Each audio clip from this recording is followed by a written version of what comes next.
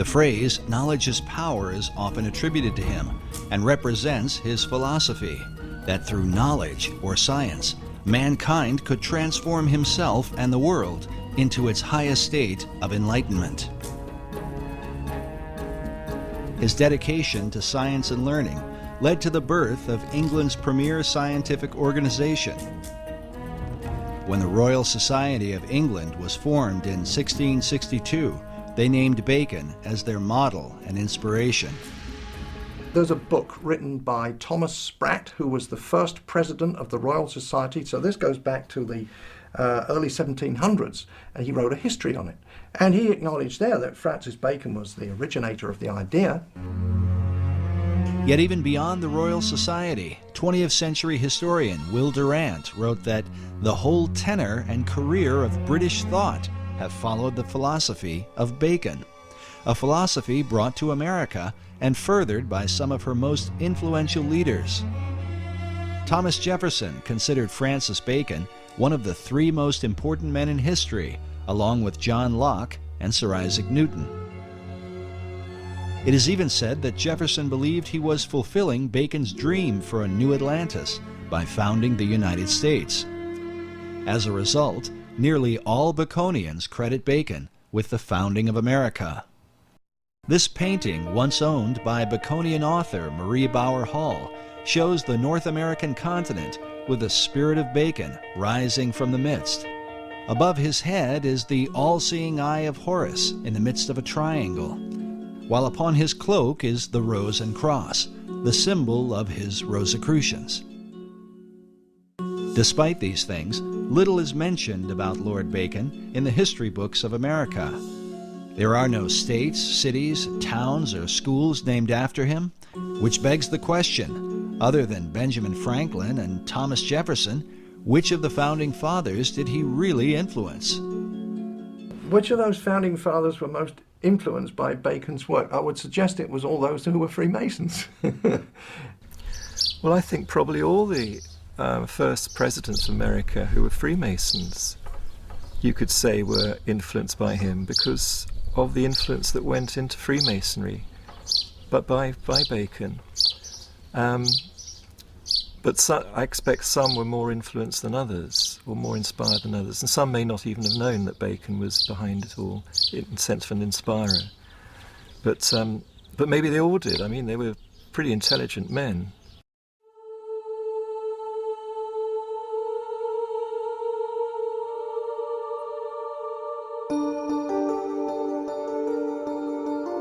Bacon is considered by some to be the first Grand Master of modern Freemasonry. While the craft would not be officially established until after his death, it was Bacon who mapped out the plan for the ultimate aim of Masonry and all secret societies, the establishment of a new Atlantis. Peter Dawkins is the founder and president of the Francis Bacon Research Trust in England. He has dedicated more than 33 years to the study of Bacon, having written some 14 books about him, with titles such as Building Paradise and Francis Bacon, Herald of the New Age. My research into the life and work of Francis Bacon and all those connected with him, which also takes me back into the wisdom traditions, which I'm very interested in, and into also things like the founding of America, the spread of modern science, and many other fascinating subjects. It's like a gateway into a huge wealth of information and knowledge for today. Dawkins' work is supported by the Pro-Grand Master of English Masonry, the Marquis de Northampton. The Grand Master in England is Prince Edward, the Duke of Kent. Because he is a member of the royal family, Masonry allows Prince Edward to appoint someone to act in his place.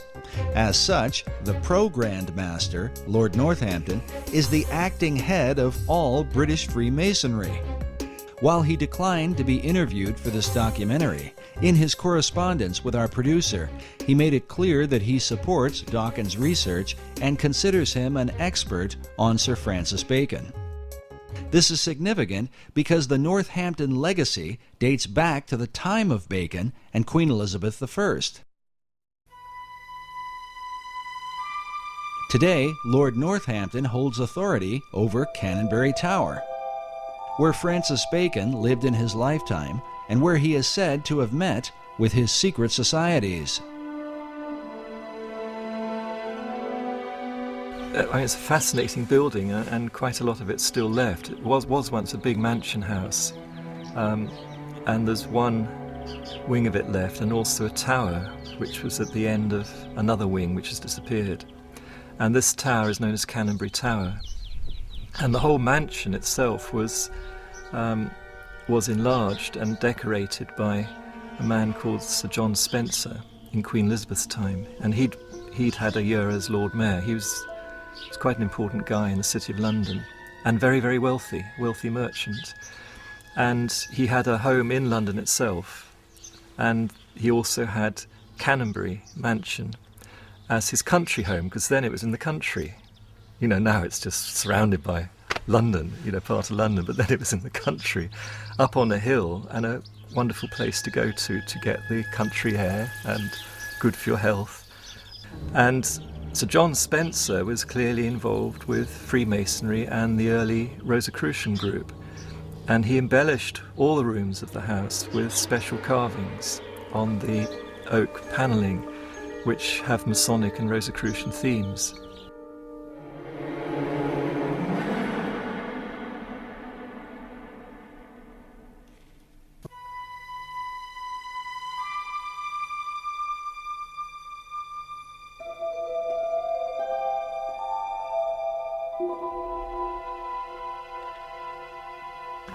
And particularly the fireplaces are done very, very carefully and specially. But the Compton and Spencer rooms still have the original carved panelling in, and the carved fireplaces, full of Masonic and Rosicrucian themes. That was done by Sir John Spencer, and the carvings are dated around about 1598 to 1601, that period. Well, eventually the house was taken over by Francis Bacon when he was made Lord Keeper of the Great Seal and then Lord Chancellor, and he rented the house for the rest of his life. And it's during this time that what's called the Invisible College was founded, and many other things were done, and he's known to have carried out scientific experiments there. And it's quite clear too that the house was the perfect meeting place for his Rosicrucian group. It was a headquarters outside London. It was private in those days. It could be well protected out of prying eyes. This labor of pursuing knowledge in secret represents Bacon's belief and method of working. In his New Atlantis, he wrote of a society that observed all things, but was known by no one. The symbolism of Bacon's home at Canonbury Tower, with all its mystery, supports the mystical view of the man, held by Dawkins himself. Well, using sort of Eastern terms, I'd say he was a master, but what in India they call a real master. But he was here in Europe, in the UK, or in England at that time. And he was just an extraordinary being. I actually think that he was the one that Paracelsus made the prophecy about, called Elias the Artist, referring to Elijah. And in tradition, Elijah is said to come again and again to prepare people for the coming of the Messiah, or coming of the Christ, which has many different interpretations. And Bacon himself called himself the herald of the New Age, which is the title of Elijah. The question posed by critics of Baconian theology is, what Christ did Bacon come to herald? Was it the Christ of the Bible, or the Christ of Masonry and the ancient mystery religion? In the ancient mysteries, a trinity is also recognized and is represented by a symbol that is little talked about, but one that some believe stands at the heart of all the Masonic tradition. It is known as the 47th proposition of Euclid, or the Pythagorean theorem. Manly P. Hall illustrates and explains the occult symbolism of this theorem in his book, The Secret Teachings of All Ages. According to Hall, the right triangle represents this trinity. The perpendicular side symbolizes the masculine or divine father, while the base represents the feminine or divine mother.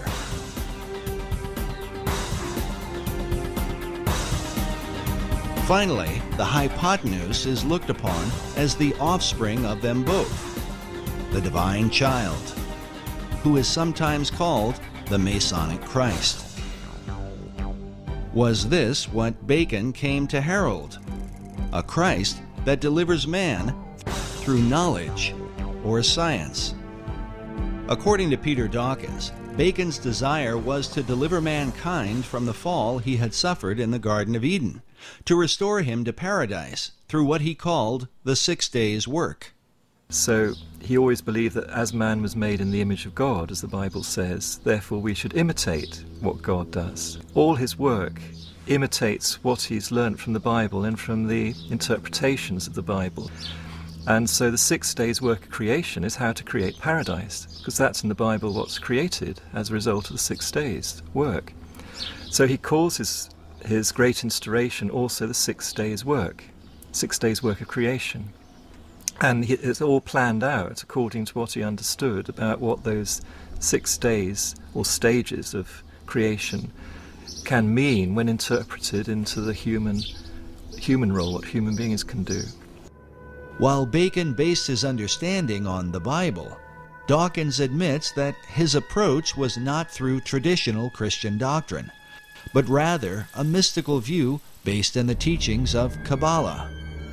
He worked like a Kabbalist. He was a master of the Kabbalah, and particularly the Christian Kabbalah. The Kabbalah goes back through the Hebrews, through Moses, to ancient Egypt, and before that it's said to Enoch, who was the great initiate and king of Atlantis. And it said all the teachings come from Enoch, including this Kabbalah. And Bacon was a great master of Kabbalah. His whole work is based on Kabbalistic principles. While explaining Kabbalah could go on indefinitely, it might be generally called the Jewish version of the ancient mystery religion.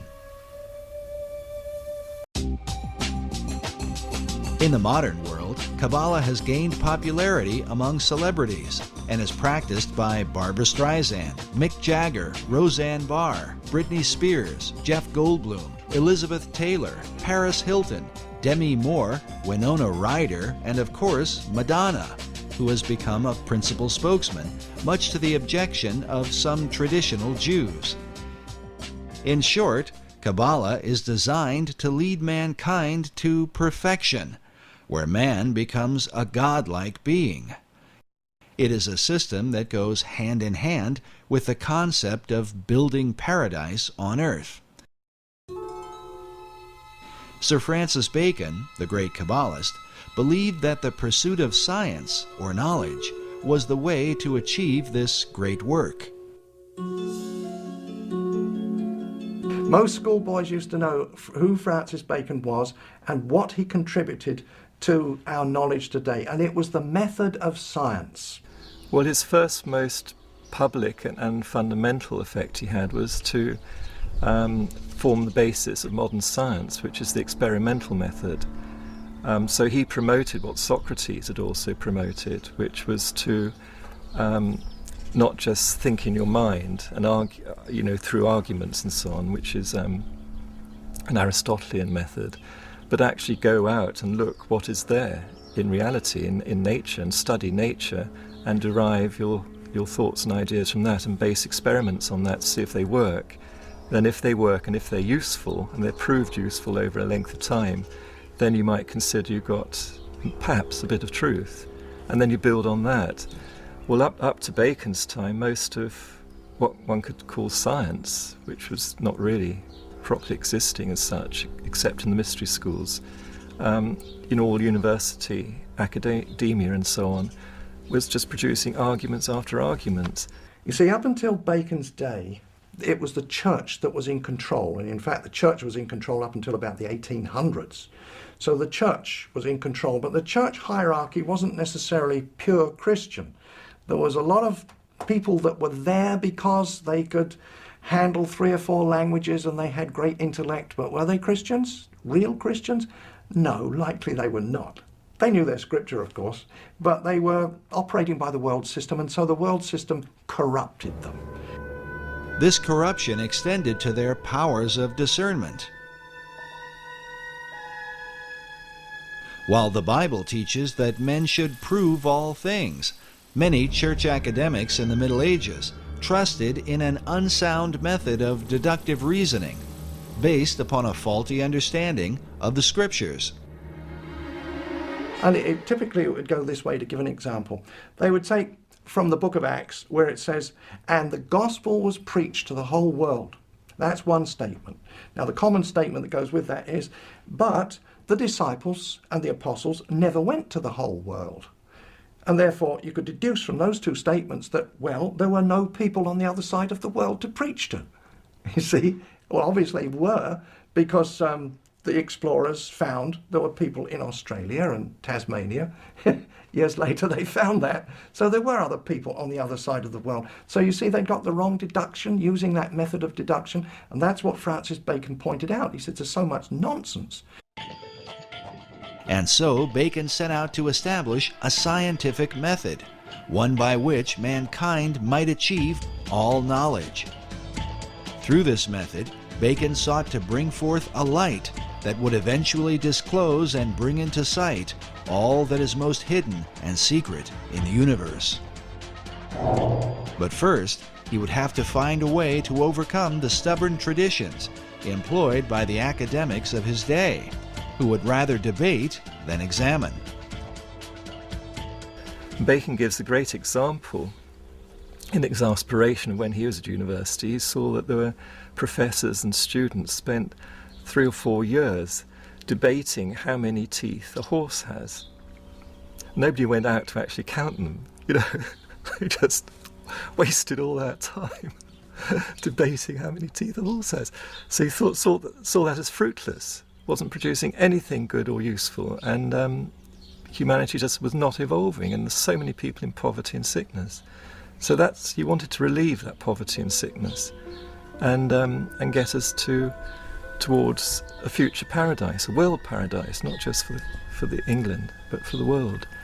So he really started the whole principles of modern science, which is this experimental method. And then he had a formula to start with the basics, the physical world, which is physics, physical laws, and then work upwards towards metaphysics and so on. He couldn't talk too openly when it got to metaphysics, because it landed him in trouble with the religions of the time, who were at war with each other. So he had to do that in a more careful way, more veiled way. But right about it he did.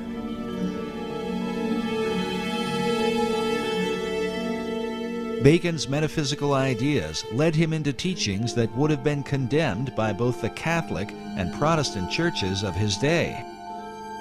He is said to have made contact with the spirit realm, and that upon hearing a heavenly voice, he was given his life's work. To protect himself, he kept his practices veiled within secret societies, in particular the ancient Brotherhood of the Rose and Cross. The Rosicrucians had long believed that powers and principalities from the spirit realm possessed secret knowledge that might be used for the benefit of mankind. These and other teachings were to be kept hidden from those considered profane, and especially from the Church.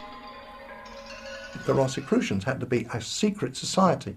Their object was to discover God's truths after him. But some of their methodology was bordering on witchcraft. For instance, the transmutation of base metals into gold. They claimed they could do it. I don't think so. They claim that they could communicate with angels and demons. Well, in the first place, the scripture tells you not to do it. But their idea was that if you could do that, surely those people, those creatures at least, the angels and the demons, they know a lot of things that we don't know. After all, they've been around since time immemorial, and they are familiar with heaven itself, so surely they can tell us many secrets. Well, the church, you see, would take a dim view of that, and they could be put to death for that sort of thing. The Rosicrucian Society had been formed in England prior to Bacon's birth, in part for the purpose of protecting Queen Elizabeth I. In the 16th century, the conflict between Roman Catholicism and the Protestant Church of England was at its peak. Mary Tudor, the daughter of King Henry VIII, took the throne and earned the title Bloody Mary. They were looking for another heir, and so there were no boy heirs of, or no legal boy heirs of Henry, but he had daughters, and so we have Mary. And Mary was now 37, she was one of his daughters, and so she was installed as queen, and that was just after he died, so that would be in 58. And she was a Catholic, a dyed-in-the-wool Catholic, and she had actually married Prince Philip II of Spain. Of course, he was a Catholic too. So the first thing that Mary did was to repeal those laws which permitted the Protestants to practice their religion. Repealed them and then forcefully put to death as many Christians that were of the Protestant faith as she could find. Within the confines of the data that we have, she put to death 300, so there was 300 martyrs there that we know about in the short 6-year reign that she had. No one was safe from Mary's wrath against the so-called Protestant heretics, not even her own sister. Elizabeth Tudor was also the daughter of King Henry VIII, with his second wife, Anne Boleyn, whom Henry had married after divorcing Catherine of Aragon, the mother of Queen Mary. When she was installed as queen, she put her sister Elizabeth I in jail because she was suspected of being a Protestant, so she went to the Tower of London. While imprisoned in the Tower, Elizabeth formed a friendship with a mysterious member of the court, a mathematician and mystic named Dr. John Dee. He was known in the early Elizabethan days as the real wise man, the magus, and he was into a lot of esoteric study. He was certainly an initiate of the wisdom traditions. Dr. John Dee was one of the foremost geniuses of his day. John Dee was 34 years older than Francis Bacon, and John Dee was a mathematician, lived in London. He was a mathematician and astrologer to Queen Mary Tudor. That's Bloody Mary. While Dee began in Mary's service, he soon fell out of favor because of his bizarre experiments, and some say his friendship with Elizabeth. In any case, Dee was imprisoned under suspicion of sorcery, an accusation that would follow him throughout his life, and one that seems not unfounded considering his system of magic is still practiced by many occultists to this day. One thing that he is most noted for today among occultists is that he and a fellow named Edward Kelly, who was a medium, did magical invocations related to the Book of Enoch to produce an entire, what today is called the Enochian system of magic. And it's this incredibly complex language and alphabet and cubes and magic squares, and it's extremely complex, and it's very, very powerful. In his quest for knowledge, Dee tapped into the powers of the beyond, hoping to learn secrets from the spirit realm. But that's not to say he wasn't trying to communicate with angels. He did. And they can be contacted and talked with. Roughly it means messengers of God.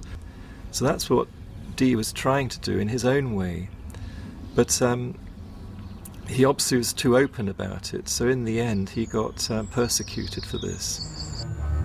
But not everyone saw Dee's dabbling as communicating with angels of God. Dee once wrote that he was looked upon as a companion of hellhounds, a caller and a conjurer of wicked and damned spirits. Yet like Bacon, he practiced much of his craft in secret as an active member of the Rosicrucians in England. Some even credit Dee with founding the modern Rosicrucian movement. As such, communing with angelic beings that provide scientific knowledge was a familiar practice. Now, there was a pretty very brief and shady dividing line between what they called scientific knowledge and what we might call outright witchcraft today. It was the demarcation there was very shadowy. This shadowy line was one that Dee crossed many times. Yet for a while, he flourished under the reign of Queen Elizabeth. During this era, some believe that he was a kind of mentor to Sir Francis Bacon. Well, we know from Dee's diary that Bacon made one visit, at least, to Dr. John Dee's home at Mortlake. And when these visits were recorded, Dee was meaning people had come to talk with Dee and discuss esoteric matters with him and to use his library and so on like that. So we know that that's a historical record we have. Otherwise, it's circumstantial evidence. Bacon clearly knew Dr. John Dee because he was an important person in Queen Elizabeth's court, and Francis Bacon was a courtier. Perhaps the reason for the lack of records in Bacon's relationship with John Dee is that their work was done behind the veil of secret societies.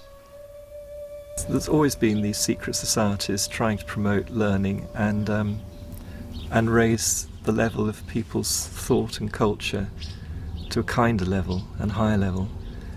But mostly they've worked in secret because the church, most of the different churches have been so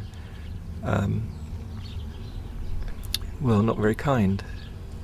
The problem we're dealing with here is that Europeans discovered an awful lot of information, and very important, good, solid information of sciences that had been, developed richly elsewhere and that were brought into Europe and were so threatening to Christianity that they had to be suppressed. We know what happened to Galileo.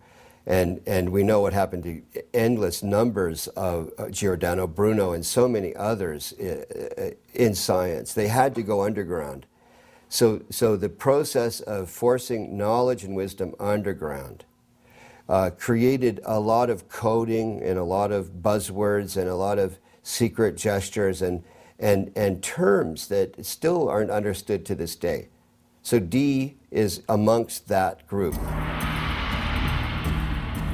While men such as Galileo were persecuted for representing scientific knowledge, the secret societies of the Elizabethan era were in danger not for the knowledge they possessed, but how they obtained it, through occult practices of summoning spirits and conjuring demons. They were, nevertheless, determined to continue for the cause of science and learning. Dr. John Dee led the way in this arena. His method became known as angel magic because of his contact with spirits that Dee believed were sometimes good and sometimes evil. At one point, Dee's angels compelled him to visit the Holy Roman Emperor, Rudolph II, and tell him that he was wicked and that if he did not repent, God would throw him down. Incredibly, Dee obeyed the angels, visited the emperor, and established a friendship that would help to protect him from persecution later on. In his experiments, Dee worked with a medium named Edward Kelly. Kelly was the one who often made contact with the spirits Dee communed with. In a diary entry of June 8, 1584, Dee records a startling account. He claims that Kelly was greatly troubled when the angels tried to persuade him that Jesus was not God, and that no prayers ought to be made to him. They further claimed that sin did not really exist, and that man's soul simply moves from one body to another, in what sounds like reincarnation. Upon hearing this, Kelly was apparently distraught, and believed they had contacted evil spirits. Nevertheless, the angels provided Dr. Dee with gifts of knowledge.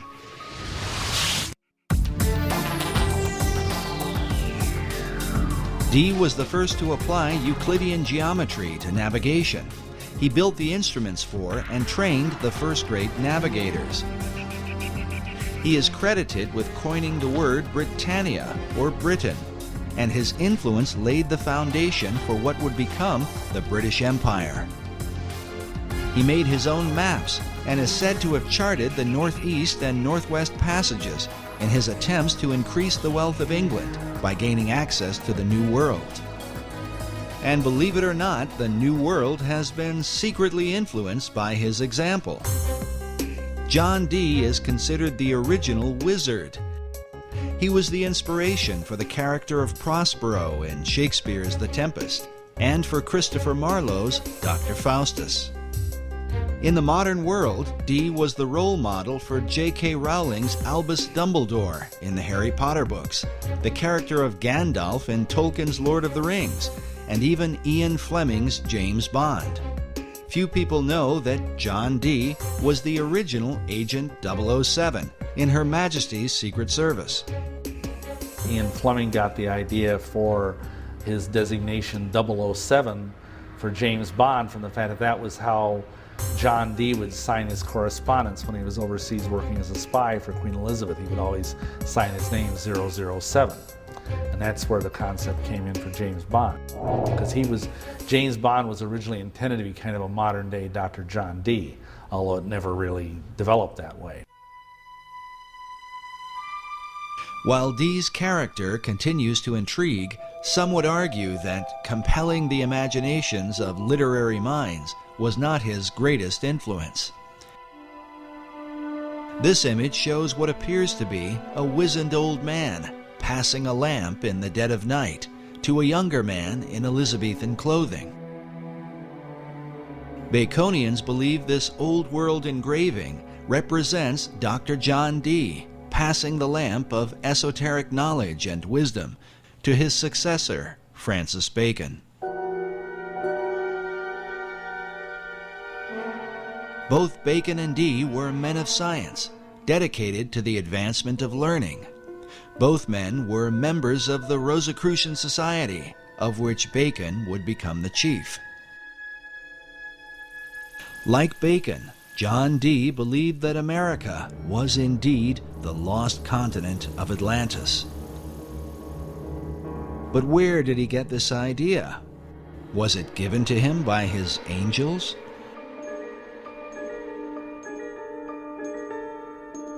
And did he pass this concept on to Francis Bacon? We can only speculate. But when Queen Elizabeth took the throne, the dream of colonizing this new Atlantis would come closer to being a reality. When Bloody Mary, as she was called, this was Mary Tudor, who had been now on the throne and persecuting the Christians, and she died, perhaps ironically, with a false pregnancy. And so when she died in 1558, then after that, Elizabeth I came in as queen. And so there were questions of what day should be chosen for Elizabeth's coronation.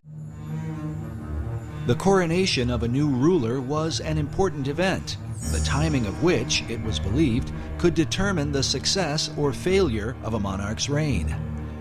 To ensure her good fortune, Elizabeth called upon her old friend, Dr. John Dee. He was the Queen's astrologer too. He computed the date for her to be crowned. Astrology in those days didn't mean necessarily what we understand it to mean today.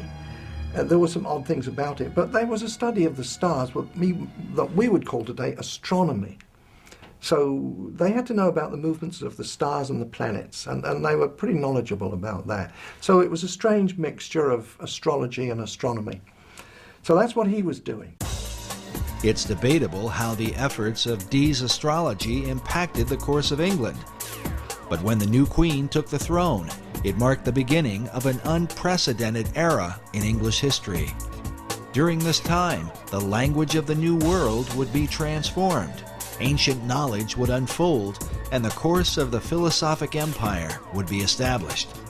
The modern world would be changed forever, largely because of Queen Elizabeth I. And she was bright. This was Queen Elizabeth of England, one of the brightest queens that England has ever had. Whether she was a true Christian or not was perhaps doubtful, but at least she did support the Protestant cause and not the Catholic one.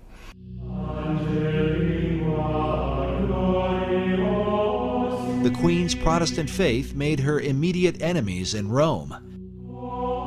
In April of 1570, Pope Pius V issued a papal bull excommunicating her from, quote, the unity of the body of Christ. Well, that meant that the Pope was saying to all the Catholic kings of Europe, go and invade England, kill the Queen, take over the country, make it Catholic, and I'll give you my blessing. So that was a huge threat to England and the Queen. So the English, who didn't like that, didn't like that idea, they formed a close-knit protection around the Queen and their country. To answer the threat of spies and assassins from Rome, the English set up an intelligence network under the leadership of Sir Francis Walsingham, known as the Queen's Spy Master. Among his secret agents were Dr. John Dee and later on Sir Francis Bacon, along with their Rosicrucian Society, which is said to have been formed in England for the purpose of protecting Elizabeth. But some suspect the Order of the Rose and Cross had yet another agenda. I think they would have definitely been on the Protestant side of things. They would have had a vested interest in using all of their both political savvy and occult savvy to protect the Queen, but I also think they had an esoteric agenda as well. This society had a very esoteric base. Behind it had links with the wisdom societies, the wisdom traditions throughout Europe, and inherited a lot of that wisdom light being passed on. And so they had an inner program which was to try to raise consciousness of society. According to Bacon, Rosicrucianism seemed to represent the very heart and focus of the entire New Atlantis concept. Francis Bacon's last book that he was writing at the time when he allegedly died, that was 1626, but his last book was called The New Atlantis, and the subtitle was The Land of the Rosicrucians. Why the land of the Rosicrucians, or Rosicrucians? Why did Bacon deem their influence to be so important?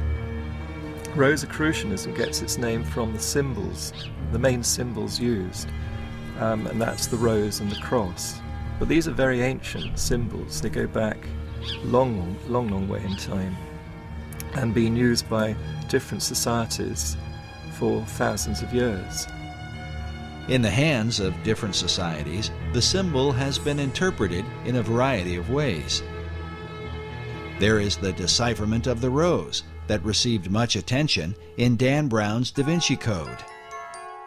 The rose is a symbol of secrecy, and the term in Latin that characterized the relationship of the rose to secrecy was sub rosa, meaning under the rose. So secret orders world round, when they swear to secrecy, swear sub rosa. The secrecy of the rose represents the hidden knowledge of the ancient mystery religion, while the cross symbolizes Christianity. The combining of these two is what defines the belief of nearly all the secret orders.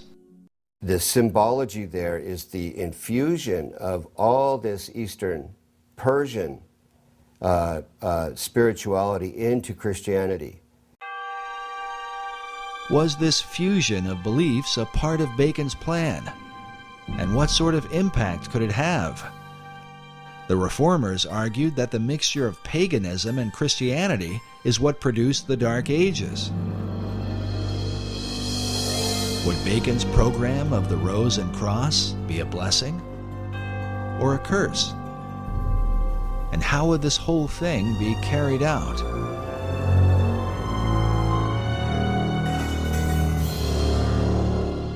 When one follows the Rosicrucian trail, John Dee was a very, very key influence in the historical Rosicrucians, and some say even the founder of it, the first president of it. But at some point, the presidency was given over to Francis Bacon. And he was in charge of the Rosicrucians, not just in England, but it spread right through Europe. And was following Bacon's particular programme. And outwardly Bacon called his programme the advancement of proficience of learning. This advancement of learning represented Bacon's desire to transform the world through knowledge. But he recognized that the key to obtaining knowledge was in a people's ability to communicate. As such, Bacon worked to reform the English language in ways never before realized. And it is a bit strange that the English language, as crude as it was in the time of Bacon's youth, by the time he died, it was becoming one of the most refined languages. But in England at that time, the English was dreadful. It was garbled with all kinds of different dialects, because if you think about it, England was made up of the Saxons, the Danes, the Gauls who had invaded, they were the Frenchmen, and they had a whole mixture of languages. So very often one Englishman could not communicate with another. To address the problem, Bacon surrounded himself with writers and poets who were like-minded. All these people, these kind of intellectual people, they all read and wrote in Latin, but they said, look, we need an English language. We're going to be a great country. So they needed a language and literature. So how to develop that skill. And that's what, I think that's principally what Bacon did. He gathered around him a literary society, writers, poets, artists as well. And some of them were employed to as part of the Secret Service of Queen Elizabeth. And they had communications with people all over Europe, in all the different countries of Europe. And from their letters, they derived the roots of new English words, which they invented and put out. These new words were put out through a variety of literary works, books and poems and plays of the theatre. Bacon's circle of writers and poets were largely responsible for the explosion of English literature during the Elizabethan era. They included such notable authors as Ben Jonson, Christopher Marlowe, Sir Walter Raleigh, and Edmund Spenser, to name a few. In addition, Bacon was dedicated to bringing the sacred knowledge of the ancient world to English-speaking people, knowledge otherwise kept hidden by the barriers of language. When he died, and subsequent to that, they've culled together at least 2,000 books. Not books that he wrote, because obviously one man couldn't write that number, but he had what he called a scriptorium. These were scribes who he paid to write for him. When he was the Lord High Chancellor of England, he had wealth, and he used to pay the scriptorium, these scribes, and he paid people to translate the classic books, Homer's Iliad, all the old Greek, the Roman classics, and all those classics, Livy, translate them all into English and put them in books. It turns out too that Bacon had a printing press. He had a factory with using brass plates for printing. That was his own thing. Nobody knew about that until rather recently. But nevertheless, there were 2,000 works that we know of that passed through his hands in one way or another to give literacy to the English public. Printing presses to make these books available to many people at a cheap price. But Bacon's purpose and that of his literary society was to prepare the people of the Old World to colonize the land of the New. As the term colonization scheme suggests, the launching of Bacon's plan for America was not by chance, but by design. It could be said that his great scheme began at an early age, perhaps when he was sent by Queen Elizabeth I to the court of France, where he was inspired by the example of the French poets.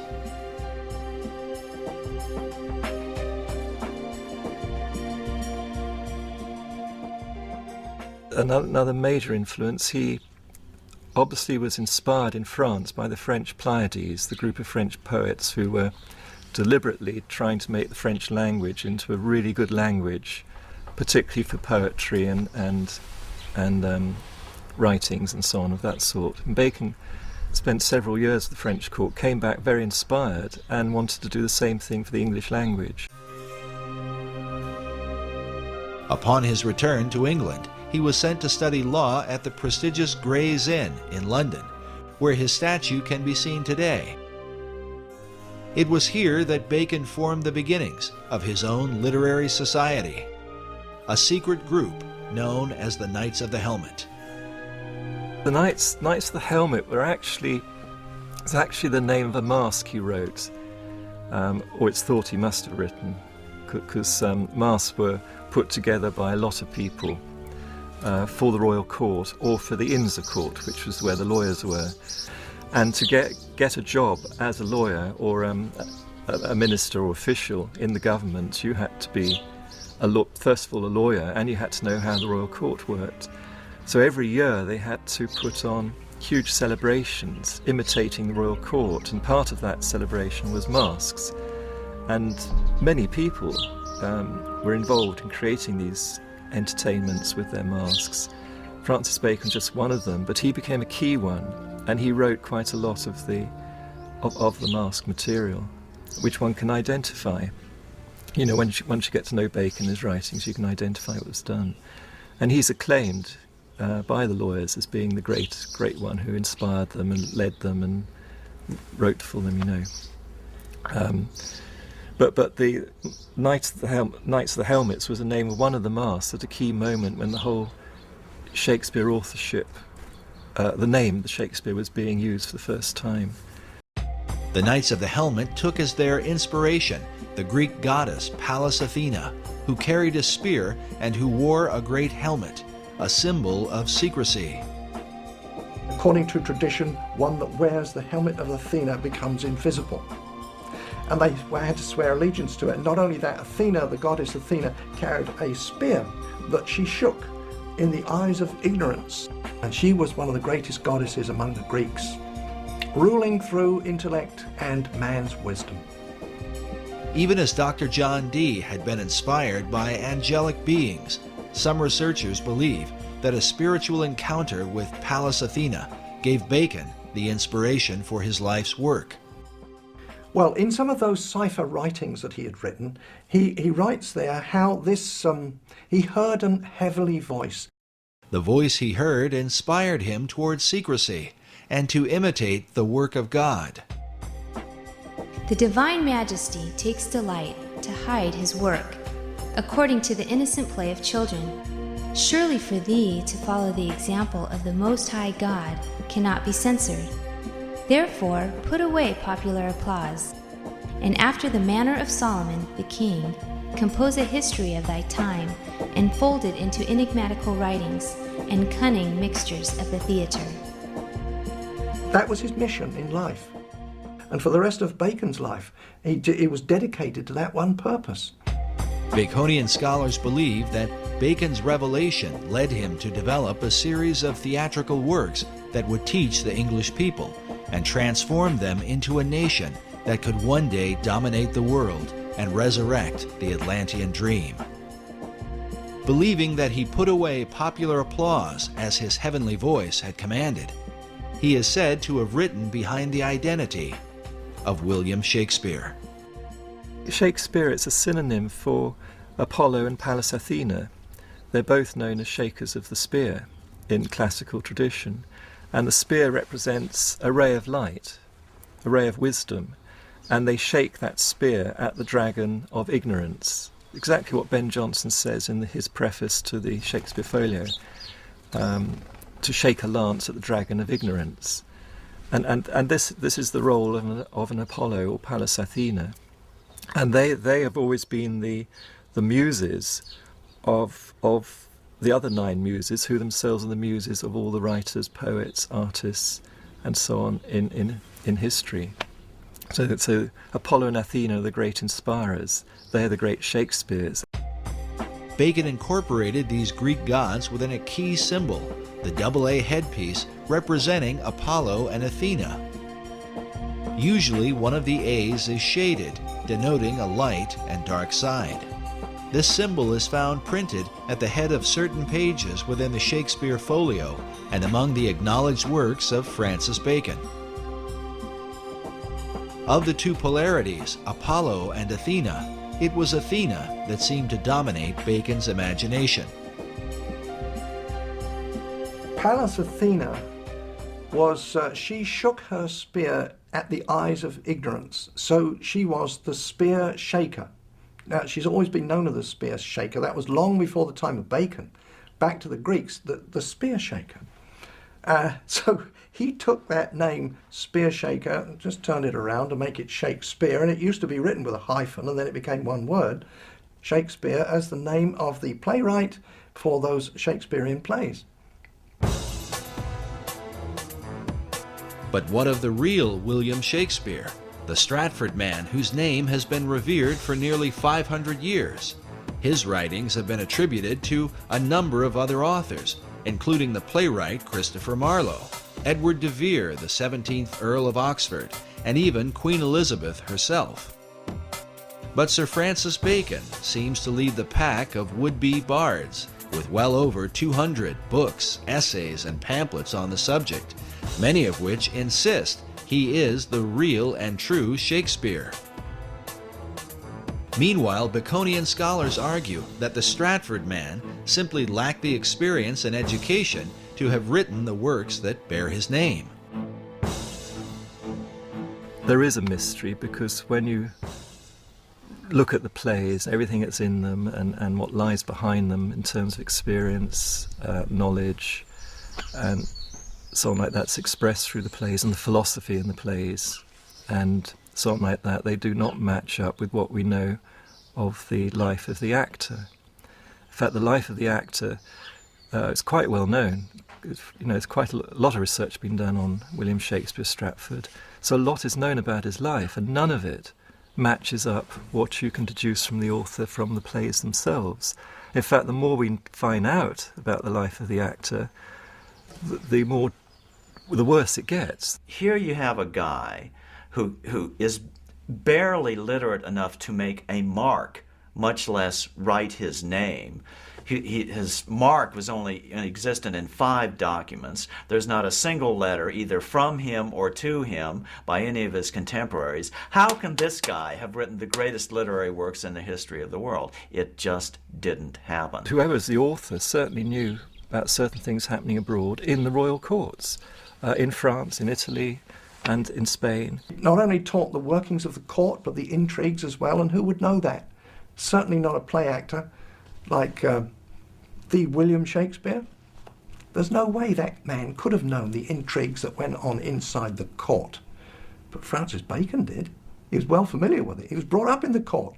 You can't just say, oh, genius did it all. It's impossible for genius alone to do that. You've got to have all that background experience, knowledge, and so on, to get something like the Shakespeare plays. There's even a quote from one of the justices, one of the English justices, that it's clear that from the Shakespeare writings that the author had to be an attorney because there is not a single legal error contained in any of them. The author writes naturally as if he's a lawyer. It doesn't just put in legal terms here and there just to suit the story. It just legal terms and the whole legal jargon just rolls off him absolutely naturally as if he's used to living in that environment all the time.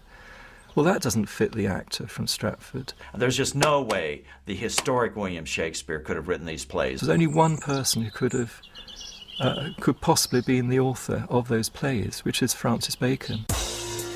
Yet wouldn't the colossal size of all the plays, poems, and sonnets be too much for Bacon himself to complete, especially while becoming a lawyer, launching modern science, and writing the many other works attributed to him?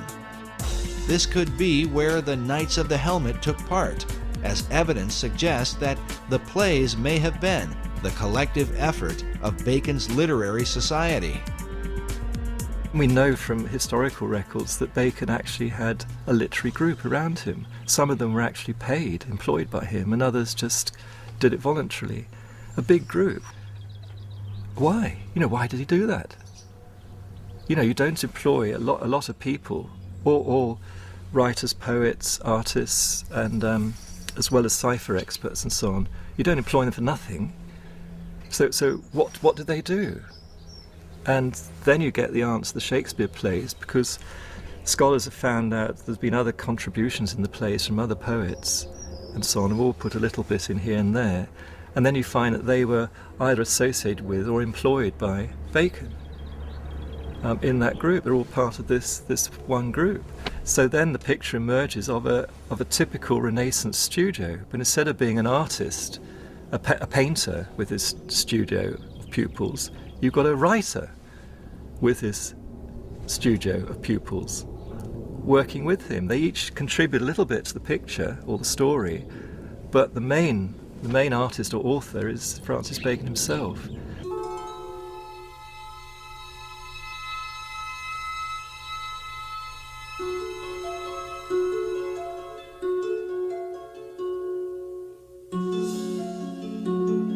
But in the town of Stratford-upon-Avon, people come from all over the world to view the birthplace of the man considered to be the greatest literary mind of all time. In Stratford, they hold a strong view against the suggestion that Shakespeare was anyone but himself. It's a conspiracy theory, and it's all aimed at toppling the greatest writer who's ever lived. There is a Shakespearean trust in England, and these are people who are dedicated to the cause of supporting and maintaining that William Shakespeare, the actor, was the actual playwright. I think it's highly unlikely. Dr. Paul Edmondson is the head of education at the Shakespeare Birthplace Trust in Stratford-upon-Avon. In this debate, he is known as a Stratfordian, not just because of where he lives, but because of his traditional view of Shakespeare. The Stratfordians are considered the academic adversaries of Baconians. We asked Dr. Edmondson to comment on the Bacon-Shakespeare theory.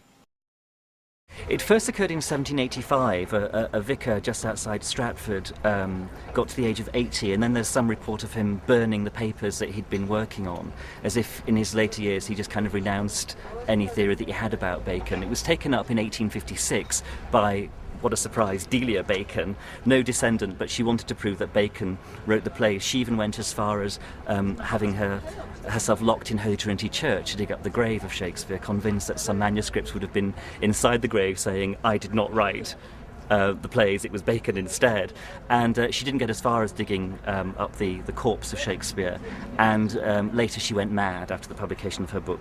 But her book was groundbreaking. She had good support from Nathaniel Hawthorne, Mark Twain. She knew literary figures in the States. Mark Twain was certainly convinced that the historic William Shakespeare did not write the Shakespeare plays. And this is a guy, how can you deny his conclusions? He had the money to investigate it. He had the time to investigate it. He's not known as a crackpot in any other venue. In 1909, Twain took up the Bacon-Shakespeare controversy with his own book titled Is Shakespeare Dead?, in which he questions the reputation of the Stratford actor in his lifetime. He's saying that in Shakespeare's own life, no one regarded him as being important or famous or a brilliant playwright or anything like that. It was only 2 or 3 generations after his death that suddenly the historic William Shakespeare became a big deal. So however, the plays enjoyed immediate success and immediate prominence. So how do you explain that? That's simply not true. There's all sorts of evidence that he died and that he was remembered after his death. First of all, there's the very... Historians believe this is a secret code, alerting the reader that the Stratford man himself wrote nothing. The empty page is said to match the empty expression on the face of Shakespeare, who Baconians argue could barely write his name. It's actually a big embarrassment to, you could say, the academic fraternity that believed the actor wrote the plays. The question of Shakespeare's literacy is often mentioned because of the few known signatures he left behind. As one writer puts it, the scrawling, uncertain method of their execution stamps Shakespeare as unfamiliar with the use of a pen.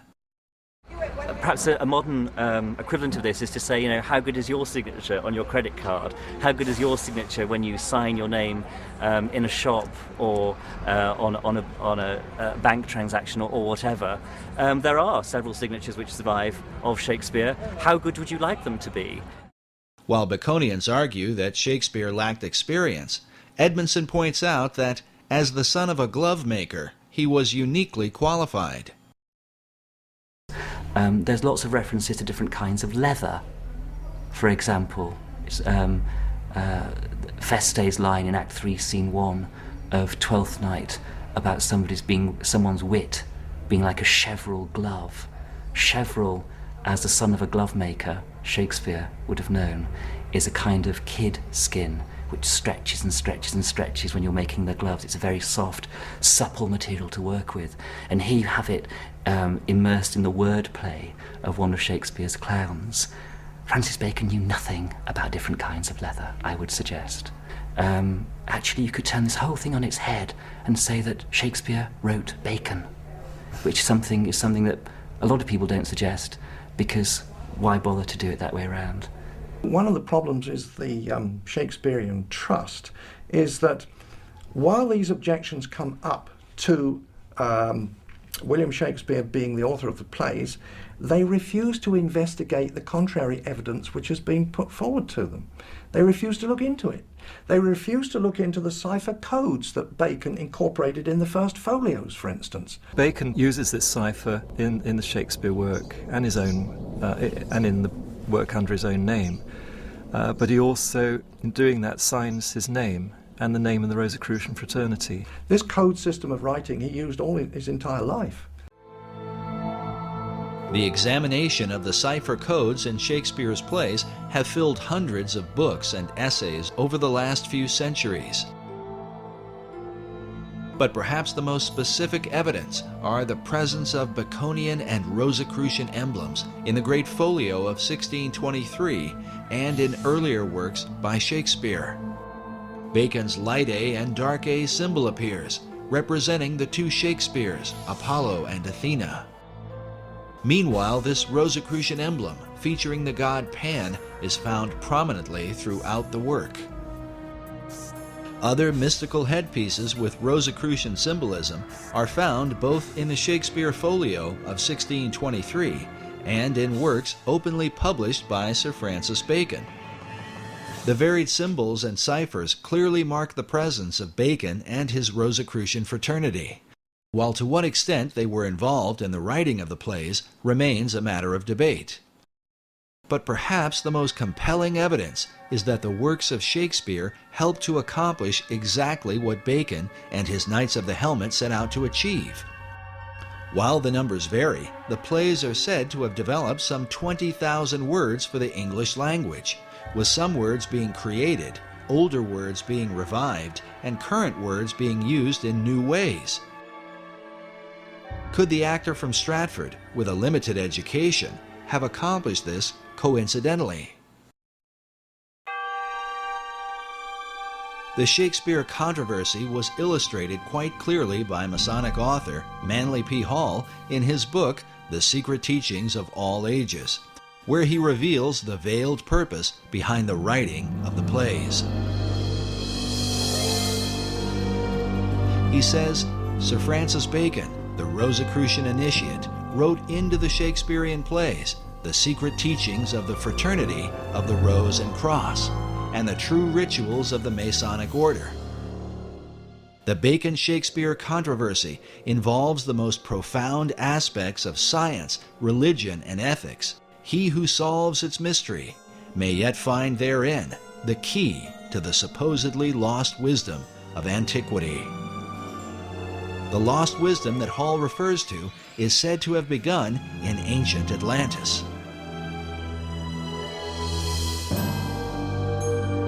Is this the real key to understanding Shakespeare?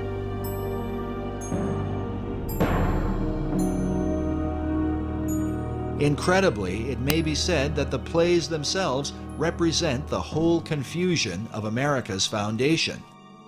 For while Shakespeare contains a clear representation of Christianity, with some 1,200 biblical references, along with them are plays with openly pagan and magical themes. Like the symbol of the Rose and Cross, the plays combine the teachings of Christianity with the wisdom of the mystery religion.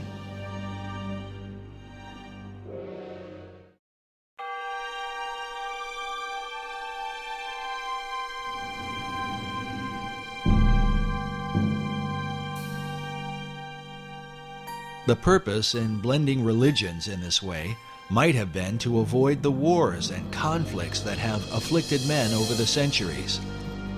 Bacon, who saw religious persecution in his own day, may have inherited this view from an earlier Masonic influence, the Knights Templar.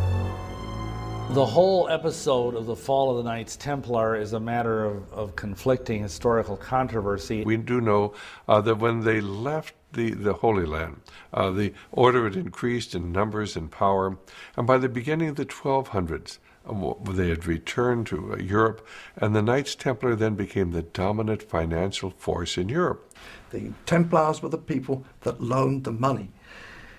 Well, of course, the popes and people to whom the money was, they owned the money, they could get rid of their debt by getting rid of the Templars, and they did.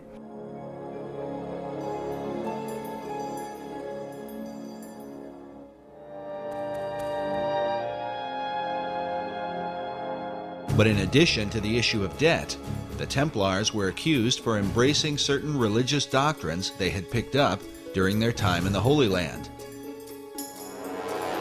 It is said they began to combine the teachings of Christianity with the influence of Islam and Judaism, as well as spin-off cults known as the Yazidi and the Hashashin. What people did not understand is they had adopted the teachings of the ancient esoteric religions. And they were decreed by the Pope in 1308 in Europe and 1309 in England that the Templars should be disbanded, if not hunted down and killed. Many Templars were tortured under the Inquisition and even burned at the stake for heresy. But some of them escaped. And a lot of them, I think, went underground, because by no means did the dragnet, if you will, capture all of them. A lot of them fled to Scotland. They had to go into hiding. And one of the places they found to hide was the Masonic Lodge. There's no question but that the Knights Templar are the real fulcrum of the latter development of Freemasonry. And that's not saying that Freemasonry did not pre-exist the Knights Templar. It did, as the builders, as guilds of builders throughout Europe. It is from the influence of the Knights Templar that many believe Masonry began to develop its modern philosophy. A philosophy literally carved in stone and found in one of the most intriguing monuments of the Western world. Just outside of Edinburgh, Scotland, is the Rosslyn Chapel, a place that may well provide a door to understanding Masonry, the Knights Templar, and the ancient plan for America. It very conclusively demonstrates a profound relationship between Scotland and the Templars and the Freemasons, which is not really any big revelation. But of course, the whole idea is that the three things go together. The chapel was built in the 15th century by William St. Clair. The tomb of his ancestor of the same name, and who died a century earlier, is found within. His name, as it appears, William St. Clair, Knight Templar, is believed to be a link between the Templars and the Scottish Masons who built this mysterious chapel. The chapel the foundation stone was laid in 1446, and it was finished about 1492. So it took 50 odd years to build. And the interesting fact is that William St. Clair, the builder, was 50 when the job started, and he died when it stopped. So this man was uniquely old, because in medieval times you wouldn't expect to live perhaps more than 35 years or so. But William St. Clair was into his 90s, so he was a remarkable character all the way around. Everything about him was remarkable, including the legacy he's left us. The legacy of Rosslyn Chapel seems to be the very essence of the Templar belief and that of secret societies everywhere. The removal of all boundaries concerning world religion. As noted before, this Gnostic theme is well captured in Dan Brown's best-selling book, The Da Vinci Code, a work that has created worldwide controversy. During our visit to Rosslyn Chapel, we encountered Erwin Lutzer, author of the book, The Da Vinci Deception. Of course, as we know, Rosslyn Chapel has become famous because of the Da Vinci Code. And you have people coming from all over the world staring at its ceilings, trying to crack its codes. As we walk through it, it's very probable that the masons who built it had a field day. They decided that they were going to combine all kinds of mythological elements along with the Bible.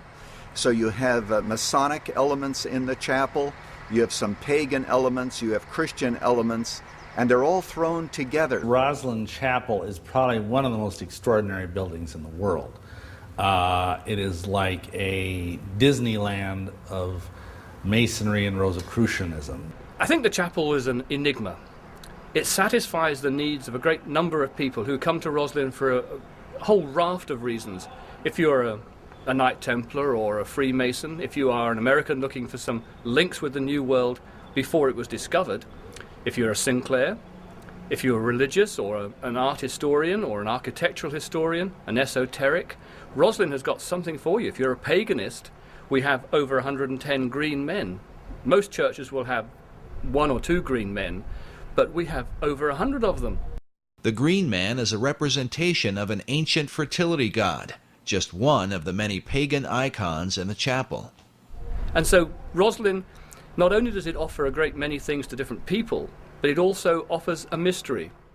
The mystery, he explains, is that Rosslyn Chapel, while designed as a Christian church, is filled with so many religious symbols, a person is confused about what they are compelled to worship. It's like having a VCR. You know pretty much what it's meant to do, but you can't actually make it work properly. No one can follow the instructions. And the chapel is like that. We know it's a church. That's fair enough. But it has so many other little stories connected with it and mysteries, and the carvings are not particularly clear, and they can be interpreted one way or another. And so for everything you see in the chapel, there's probably 3 answers. And that, I think, is its great appeal. Centuries after its construction, researchers continue to question the overarching message of the chapel. What was the intent of its design? It may have had a point for the Masons who made it, in the sense that there were various messages that were conveyed.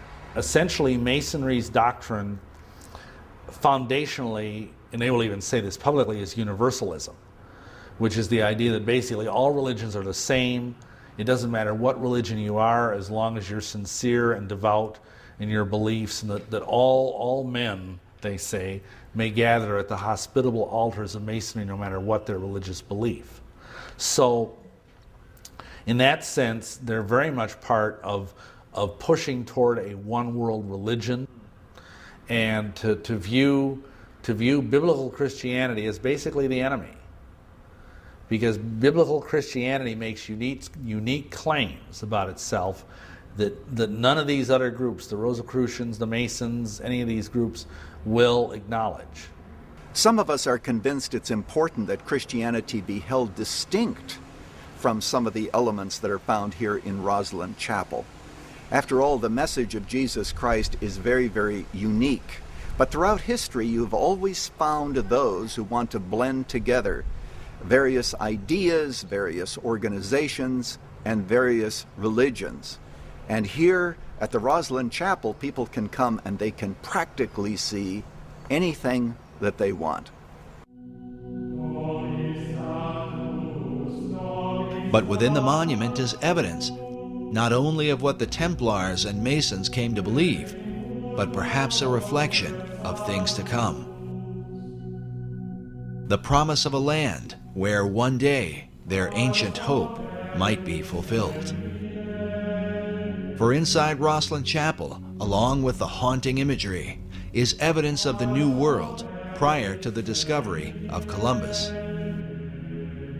Well, there is this window which is decorated. The window frame is decorated with Indian corn or maize, and the chapel was built in the 15th century.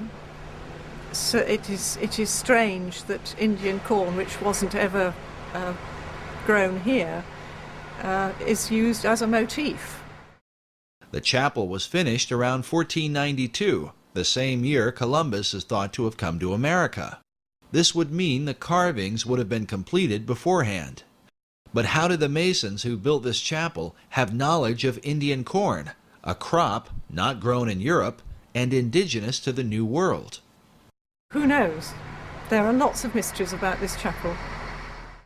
Another mystery is the presence of aloe cactus plants, also indigenous to America, and like the Indian corn, carved along the arches of the chapel. But even with these, academics have been skeptical. Yet a third carving, a trefoil plant or type of clover, is said by Rosslyn Chapel director Stuart Beattie to have convinced one skeptic in particular. The trefoil plant is quite interesting. Rosslyn Chapel does have carvings of plants that we believe came from the New World before Columbus discovered America. We've had these plants investigated, and a botanist from the university had a good look at them, and he wasn't particularly convinced, as academics need to be. He wasn't 100% sure that these plants were in fact aloe cactus and sweet corn. And I think his logic was that the people who went to the New World and recorded these images on parchment brought those images back. They would have been translated to wood and then subsequently translated to stone.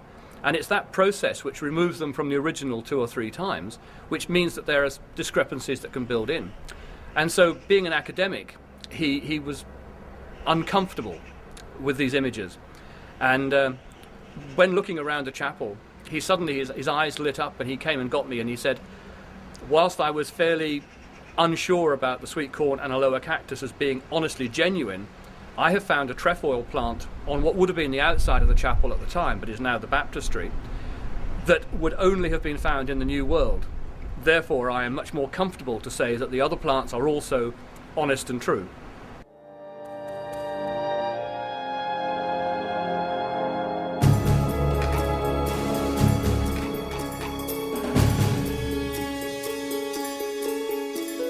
When the Templars were arrested in Europe, many of them are said to have escaped with a great fleet of ships that were never to be found.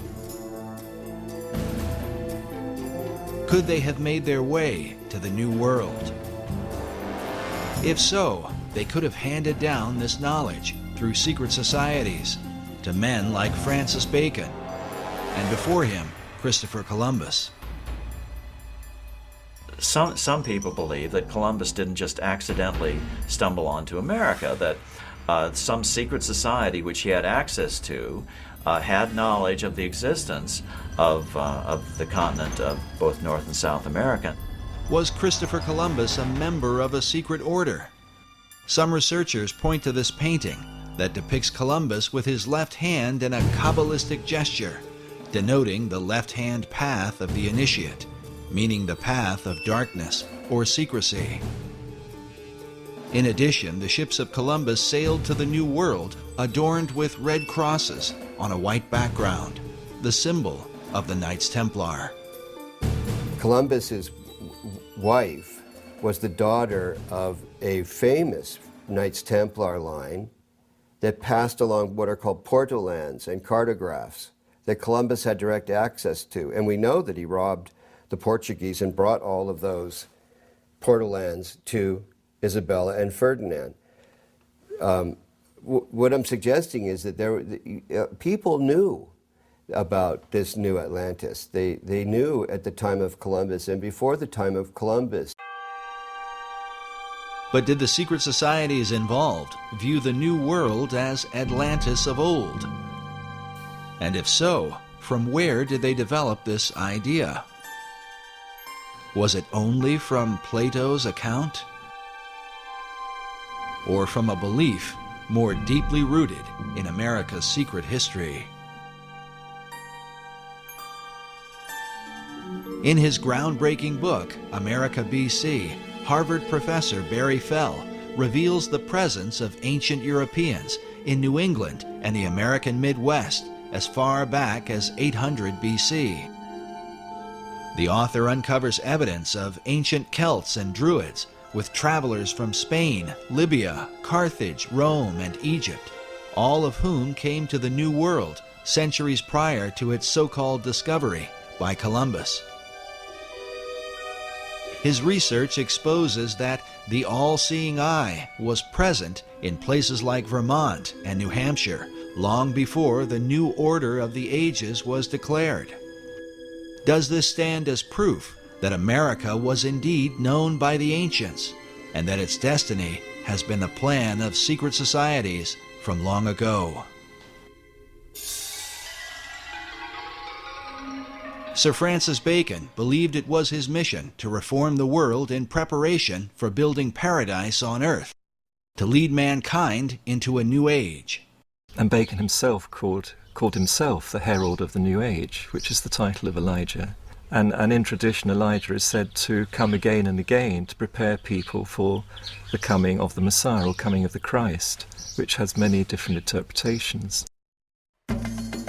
As shown before, the Masonic Christ is perceived as the hypotenuse in the 47th proposition of Euclid.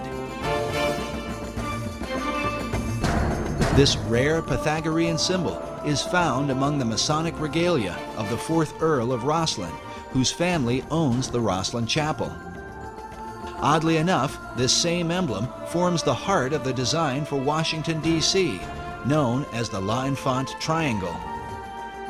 Masonic author David Oveson claims that the entire city of Washington is based around this Pythagorean theorem. If so, America's capital might stand as the ultimate dedication to Bacon's great plan, a city designed symbolically to represent the Masonic Christ that Bacon came to herald. If these things are so, what can this mean for the secret destiny of America?